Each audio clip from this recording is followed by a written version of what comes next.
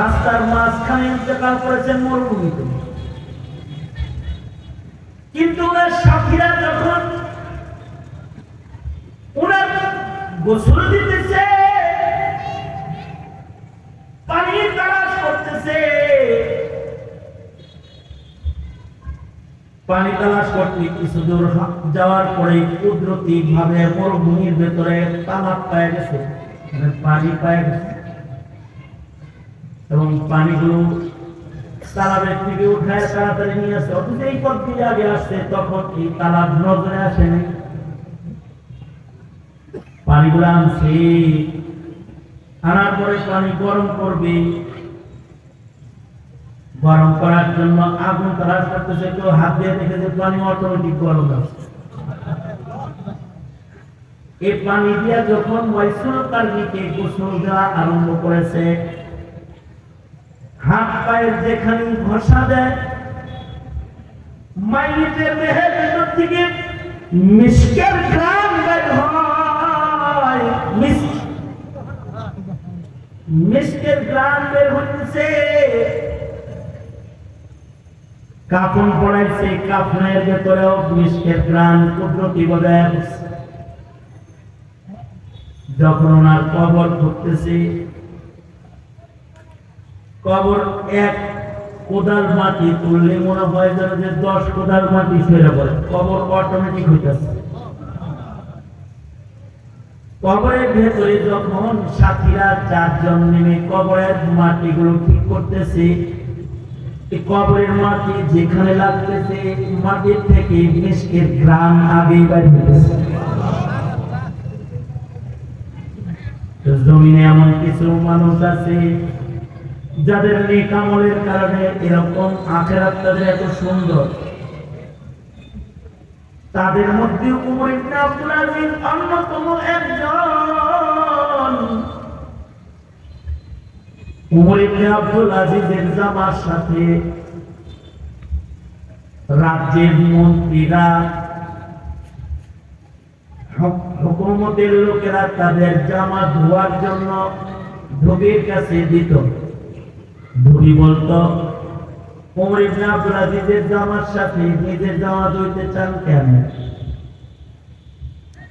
উমর ইবনে আব্দুল আজিজের জামায় যে উমর ইবনে আব্দুল আজিজের গায়ে ঘাম লাগে, এই ঘামওয়ালা জামার সাথে যে জামাটা ধৌত করা হয়, কমপক্ষে 40 দিন পর্যন্ত এই জামা থেকে মিষ্কের ঘ্রাণ বের হয়। ইবাদতের কারণে তাদের গায়ে থেকে খুশবু বেরিয়ে সবসময়। ইমাম বুখারী রাহমাতুল্লাহি আলাইহি সেই কবে ইমাম বুখারীকে কবর দেওয়া হয়েছে, এখনো ইমাম বুখারী রাহমাতুল্লাহি আলাইহির কবর থেকে মিষ্কের ঘ্রাণ বের হয়, ঘ্রাণ বের হয়। এরা হলো আখিরাত কনফার্মকারী আমাদের বাপ-দাদা, পিতৃপুরুষ, উলাইকা আবাই। এরা আমাদের বাপ-দাদা, এরা নিজের এমপি মন্ত্রীর চেয়ার কনফার্ম করে নাই জীবনে। তারা ধনভাণ্ডারকে নিজের আয়ত্তে আনার জন্য মেহনত করে নাই। তাদের মেহনতই ছিল আল্লাহ জান্নাতকে কিভাবে নিজের দখলে আনা যায়, এই মেহনতই তারা করেছে। এই উমর ইবনে আব্দুল আজিজ রাহমাতুল্লাহ আলাইহি, ইমাম গাজ্জালী রাহমাতুল্লাহ আলাইহি ইহইয়া উলুমুদ্দিনের ভেতরে ঘটনা আছে। উমর ইবনে আব্দুল আজিজ রাহমাতুল্লাহ আলাইহি একদিন রাতের বেলায় তাহাজ্জুদের নামাজ পড়তেছে। রাতের বেলায় উমর ইবনে আব্দুল আজিজ তাহাজ্জুদ করতেছেন। উমর ইবনে আব্দুল আজিজ রাহমাতুল্লাহ আলাইহি একটা দাসী বান্দি শেষ রাত্রিতে উমর ইবনে আব্দুল আজিজকে তাহাজ্জুদের পানি রেডি করে দিয়েছে। নামাজ শেষ করলে ফজরের আগে ওনাকে নাস্তা করাইতে ওমর ইবনে আব্দুল আজিজ রাহমাতুল্লাহ আলাইহি তাহাজ্জুদের নামাজে দাঁড়িয়ে আছেন। ওই সময় দাসীবান্দির আমল ছিল। মুসলমান কাফের যুদ্ধ হইলে কাফেরদের ভেতর থেকে যদি কাফেররা গ্রেফতার হইত, তো এরা মুসলমানদের কাছে দাস দাসী হিসেবে থাকত।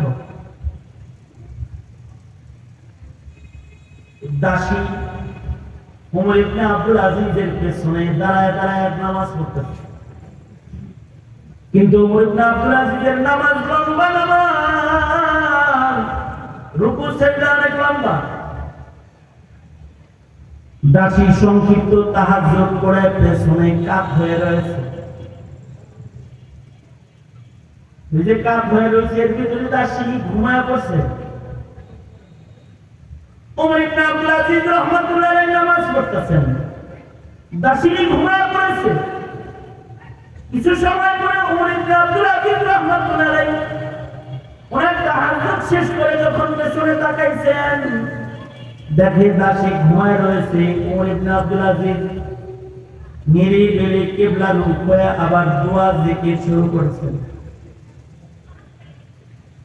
একটু পরে দাসী ঘুম থেকে জাগ্রত হয়ে চিল্লায়া কান্না শুরু করছে, চিৎকার করে কাঁদতেছে। ওমর ইবনে আব্দুল আজিজ বলে, এই দাসী কান্দো কেন, কি হয়েছে তোমার? দাসী বলে, আমিরুল মুমিনিন, আমি যে সামান্য সময় ঘুমাইলাম, ঘুমের ঘরে আমি একটা ভয়ঙ্কর স্বপ্ন দেখছি। যে স্বপ্নটা দেখার পরে আমার ভয় লাগতেছে, তাই আমি কাঁদতেছি। ওমর ইবনে আব্দুল আজিজ বলে, আয় দাসী, কি স্বপ্ন দেখেছো তুমি? দাসী কয়, দেখি হাসরের ময়দান কায়েম হয়েছে, বিচার শুরু হয়েছে। আল্লাহ তাআলা জান্নাতি মুমিন বান্দাদেরকে যাওয়ার জন্য দোজখের উপরে পুলসিরাতকে কায়েম করেছেন। আল্লাহ জান্নাতে যাওয়ার একটা মাত্র পথ, পুলসিরাতের পুল ছাড়া জান্নাতে যাওয়ার কোনো রাস্তা নাই। নবীজি বলেছেন, পয়গম্বররাও পুলসিরাতের উপর দিয়ে জান্নাতে যাবে, সিদ্দিকরাও পুলসিরাতের উপর দিয়ে জান্নাতে যাবে, শহীদরাও পুলসিরাতের উপর দিয়ে জান্নাতে যাবে। যত মুমিন আল্লাহর জান্নাতে যাবে, সকলকে পুলসিরাত পার হয়ে যেতে হবে। পুলসিরাতের পুল ছাড়া আল্লাহর জান্নাতে যাওয়ার দ্বিতীয় কোনো রাস্তা নাই। পুলসিরাতটা জাহান্নামের উপরে স্থাপন করা হবে। পুলসিরাতের পুলের পরে যারা দাঁড়াবে, অনেকেই পুলসিরাতের পুল থেকে নিচে পড়ে যাবে। তাদের আমলের ইখলাস কম, তাদের আমলের পাওয়ার কম। দুর্বল আমল নিয়ে যখন পুলসিরাতের উপরে দাঁড়াবে, পুলসিরাতের রাস্তা দেখবে না, নিচে পড়ে যাবে। যে নিচে পড়ে যাবে সে দোজখে পড়ে যাবে। বান্দি বলে, পুলসিরাতকে দোজখের উপরে স্থাপন করা হয়েছে, এটা দেখলাম। আমরা তো পুলসিরাতের ভয় করি না কোনো সময়,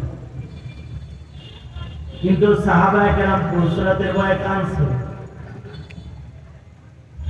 জঙ্গে মুতার যুদ্ধে জঙ্গে মুতায় আল্লাহর রাসূল সাহাবায়ে কেরামদেরকে যুদ্ধে পাঠিয়েছিলেন।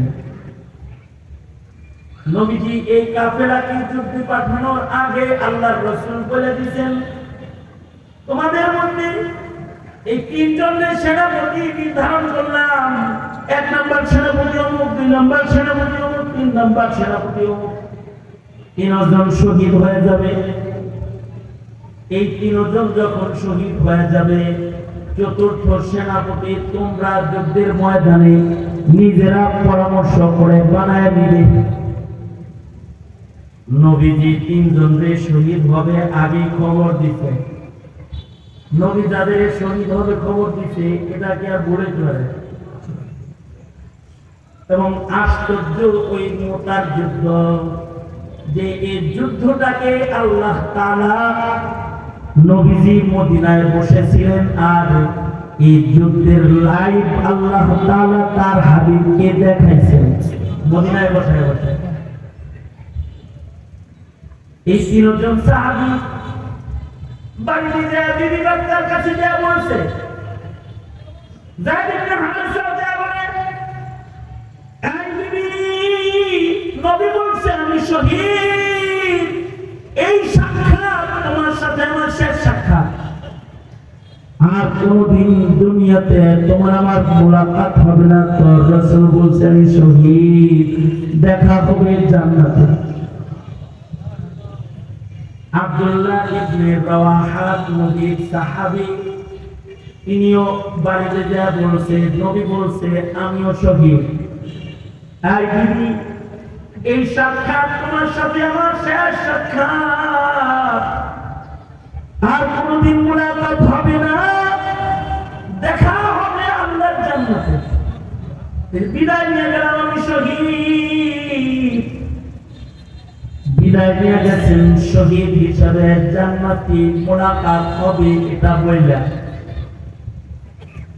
কিন্তু যখন যুদ্ধের দিকে রাস্তা চলতেছেন, আব্দুল্লাহ ইবনে রাওয়াহা চিল্লায় চিল্লায় তখন কাঁদতেছেন।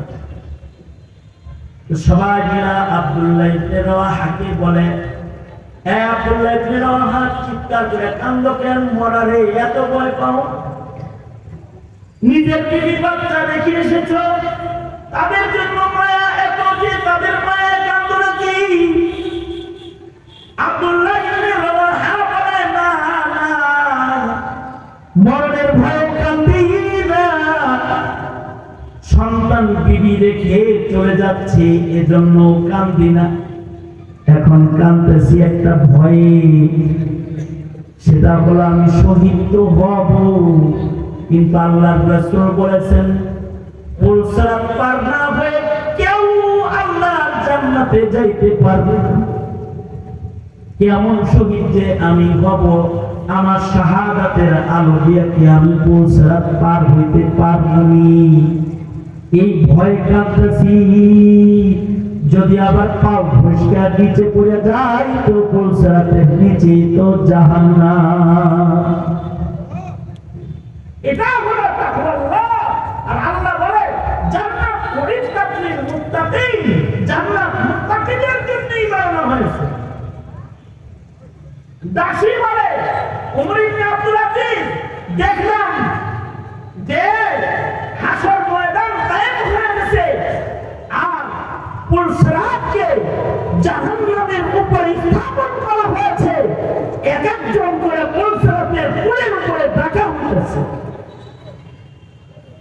কারে ডাকা হইল প্রথম? সর্বপ্রথম যাকে ডাকা হলো পুলসরাতের পুলের উপরে প্রথম ডাকা হলো আব্দুল মালিক বিন মারওয়ান। আপনার পূর্বের যে খলিফাতুল মুসলিমিন একজন ছিল, তারে ডাকা হইল আব্দুল মালিক বিন মারওয়ান। তাকে ডাকা হলে সে পুলসরাতের উপরে গিয়ে দাঁড়ালো।